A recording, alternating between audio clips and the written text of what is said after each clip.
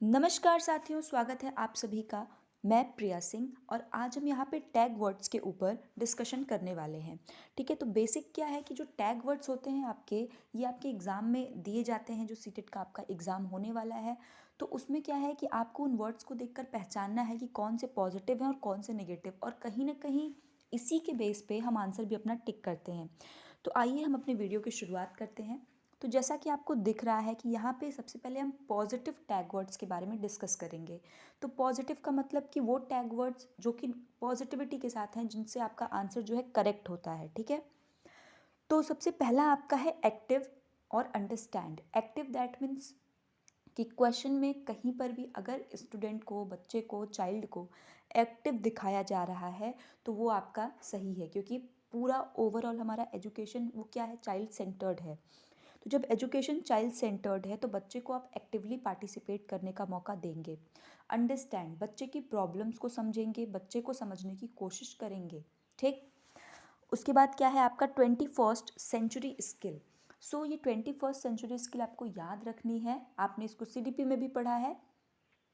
तो जो 21st century skill है, इसमें जो आपका जैसे डिसीजन मेकिंग हो गया, क्रिटिकल आपका जो है थिंकिंग हो गया, प्रॉब्लम सॉल्विंग हो गया, ये सारा आपका क्या है 21st सेंचुरी स्किल। ये पॉजिटिव ही होते हैं क्योंकि आप बच्चे को मौका दे रहे हैं।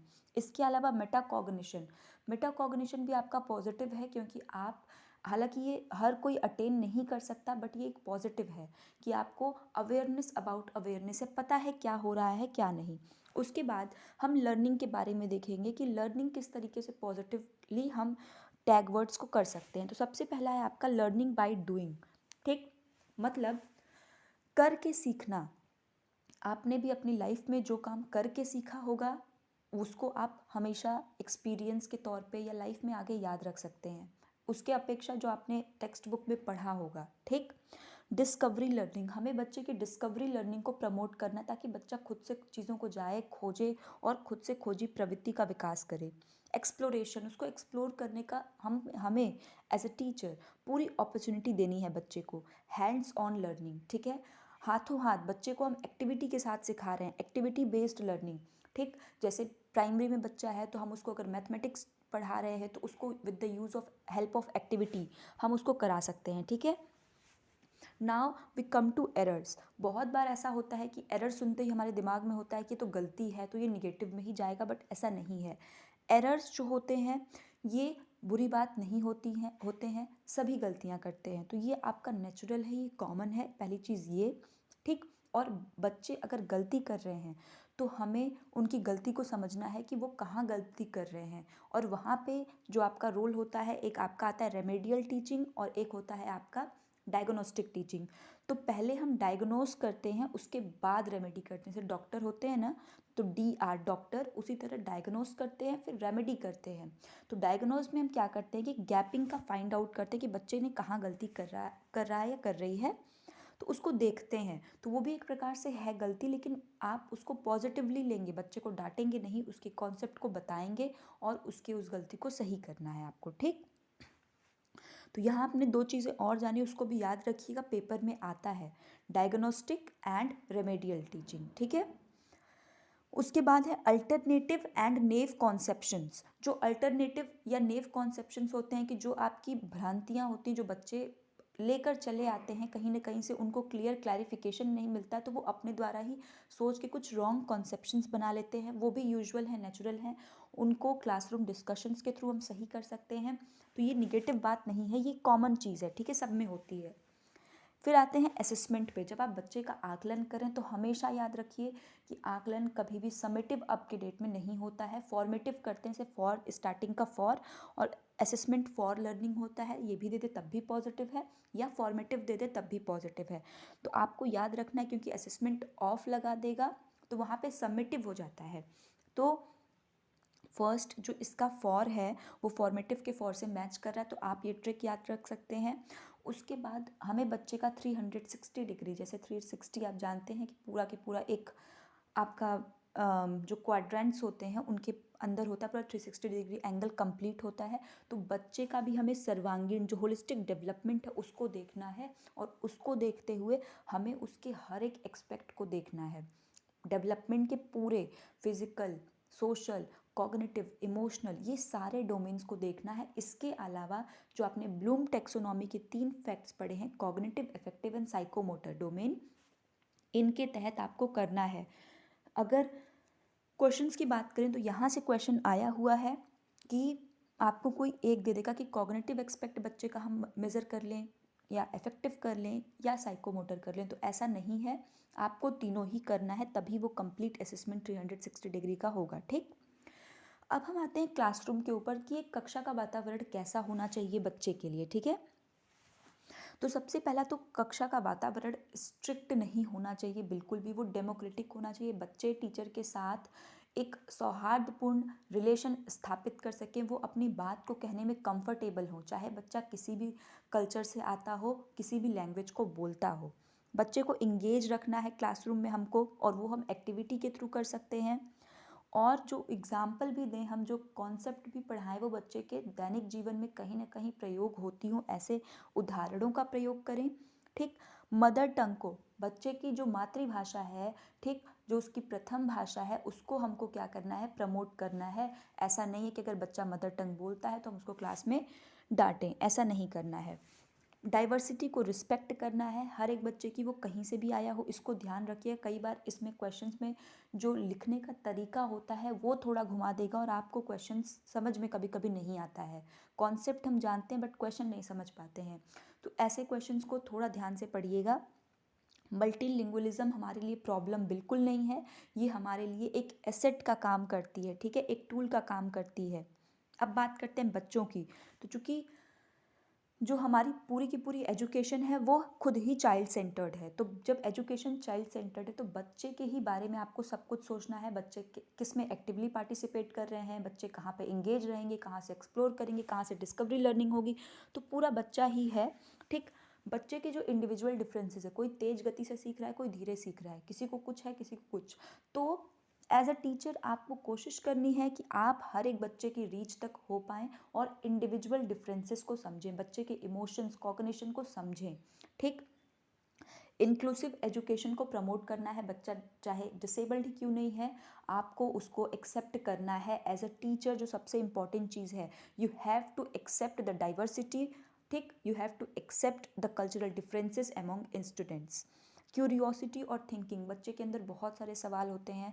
ठीक है, जैसे प्याजे ने कहा है कि चिल्ड्रन क्या है, लिटिल साइंटिस्ट हैं, तो you have to give them opportunity. आपको क्या देना है, उनको अपॉर्चुनिटी देना है, आपको उनको मौका देना है कि वो खुद को और क्या कर सकें, एक्सप्लोर कर सकें। ठीक, तो ये आपके कुछ पॉजिटिव टैग वर्ड्स थे जो कि नॉर्मल, अगर आप इसको एक बार समझ लेते हैं तो आपको ये खुद समझ आ जाएगा कि इसमें ऐसा कुछ है नहीं। ठीक, फिर भी आपको पॉइंट्स कुछ हैं जो आपको याद रखने हैं, तो वो आप इसमें से याद कर लीजिएगा। ठीक है, अब हम आते हैं निगेटिव टैग वर्ड्स के ऊपर कि निगेटिव टैग वर्ड्स क्या हैं। तो ये तो जो पॉजिटिव नहीं है वो निगेटिव है। ठीक, तो निगेटिव टैग वर्ड्स ईजी हैं थोड़े, क्योंकि इसमें जैसे कि बच्चा पैसिव है, तो भाई जब चाइल्ड सेंटर्ड एजुकेशन है तो बच्चा पैसिव कैसे हो सकता है? तो पैसिव नहीं होना आपको। साथ में ओनली कहीं भी लगा दे कि only teacher is participating, only student is participating, only text book is the only source, तो जहाँ कहीं भी ओनली आ जाए ना, तो क्वेश्चन को एकदम ध्यान से कि भाई ओनली लगाया है, तो मैक्सिमम टाइम तो ये गलत ही हो जाता है, बट फिर भी आपको एक बार देखना है क्वेश्चन को। ठीक है, इसके बाद है टीचर सेंटर्ड क्लासरूम। जो आपका टीचर सेंटर्ड क्लासरूम है, हमको ऐसा क्लासरूम नहीं चाहिए, क्योंकि एजुकेशन चाइल्ड सेंटर्ड है। टीचर सेंटर्ड होगा तो बच्चे क्या है, मूक रोल में आ जाएंगे कि बच्चे बस चुपचाप सुनेंगे, क्या समझ में आ रहा है, कुछ भी नहीं पता। ठीक, इसके बाद जो टीचर हैं वो लेबलिंग नहीं करेंगे बच्चों के ऊपर कि अच्छा देखो तुम गधे हो, तुम हाथी हो, ऐसा उनको बिल्कुल भी नहीं करना है। आपको लेबलिंग नहीं करना है बिल्कुल भी। ग्रुप्स जो बनेंगे तो ग्रुप्स भी टीचर को नहीं बनाना है कि तेज बच्चे हैं तो एक ग्रुप, गधों वालों का एक ग्रुप, ऐसा बिल्कुल भी नहीं करना है। सबको हमें हेट्रोजीनियस ग्रुप को बढ़ावा देना है। ठीक, तो ग्रुपिंग्स नहीं बनानी है, इनएबिलिटी या आउट ऑफ एबिलिटी। ओके, फिर है प्राइमरी के बच्चों के लिए, जैसे क्वेश्चंस आपसे बहुत आते हैं इस पर कि एज अ प्राइमरी टीचर आपको क्या करना चाहिए, आप कैसे पढ़ा रहे हैं। तो प्राइमरी के लिए टेक्निकल वर्ड्स को इग्नोर करना है। याद रखिएगा, टेक्निकल वर्ड्स जितने भी हैं आपको उनको यूज़ नहीं करना है। ठीक। डेफिनेशंस नहीं बताने हैं कि आपको कोई चैप्टर पढ़ाना और आप लगे बच्चे को डेफिनेशन पढ़ाने, ये बिल्कुल भी नहीं करना है। आपको उसको सरल भाषा में बताना है, बच्चे की भाषा में बताना है, ठीक है। लेक्चर नहीं देना है प्राइमरी पे। एल्गोरिदम सॉल्व करते समय मैथ्स के भी आप देखेंगे, अगर मैथ्स की पेडागोजी में भी तो भी आपके ये काम आता है कि जैसे हमको अगर आपको पढ़ाना है, जैसे मान लीजिए डेसिमल, तो आप ग्राफ का यूज़ करिए, उसके अलावा जियो बोर्ड का यूज़ करिए, ठीक, अबेकस का यूज़ करिए, ठीक। उसके बाद आपका अलग अलग है जैसे कि डाइंस ब्लॉक है, उसका यूज़ करिए। तो ये सब क्या है, आपकी एक्टिविटी है जो बच्चे को करने में फ़न भी होगा, मतलब बच्चा एक तरीके से क्या रहे, खुश रहे, प्लेजर के साथ उसकी लर्निंग भी होती रहे। तो एल्गोरिदम, समेटिव असेसमेंट हमें नहीं करना है। रोट मेमोराइजेशन ये तो पता है कि इसको तो भाई बिल्कुल ही ना है, ठीक। अब निगेटिव में एज अ टीचर आपको क्या काम नहीं करना है, ठीक। तो सबसे पहले तो आपको कल्चरल डाइवर्सिटी को इग्नोर नहीं करना होता है, ठीक है। तो अगर ये लिख दे कि टीचर जो है वो कल्चरल डाइवर्सिटी को इग्नोर करता है, तो ये अच्छी बात नहीं है, क्योंकि तब आप हर बच्चे तक नहीं पहुंच सकते। आप exclusion, segregation is against the law of nature. आप कैसे सेग्रीगेट कर सकते हैं, आप किसी भी बच्चे को एक्सक्लूड नहीं कर सकते जस्ट बिकॉज वो डिसेबल्ड है, ठीक।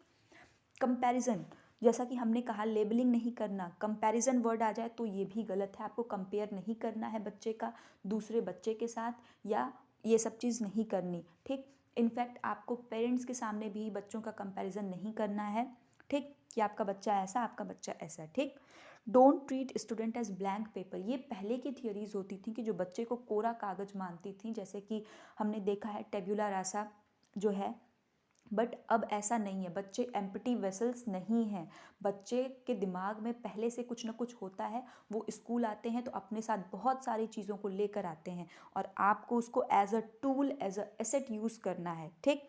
बच्चों के अंदर डर की भावना को दूर करना है, कि बच्चे डरें कि आपकी क्लास में बैठे एकदम कांपते हुए बच्चे बैठ रहे हैं कि अब तो सर मारे, अब तो मैडम मारी, तो ऐसा बिल्कुल नहीं करना। आपको फियर बच्चों के अंदर से दूर करना है। क्यों? क्योंकि क्लासरूम आपकी डेमोक्रेटिक होगी, ऑथोरिटेटिव नहीं होगी, ठीक। एग्ज़ाम्स के फियर को आपको हटाना है, ठीक है। तो एग्ज़ाम को साथ में फ्लेक्सिबल बनाना है, स्टैंडर्डाइज्ड बिल्कुल भी नहीं बनाना है। बच्चे को डिस्करेज नहीं करना है कि अगर वो नहीं सीख पा रहा है तो ये नहीं कह रहे तुमसे कुछ नहीं होगा, ऐसा नहीं करना है आपको। पनिशमेंट नहीं देनी है बच्चे को बिल्कुल भी।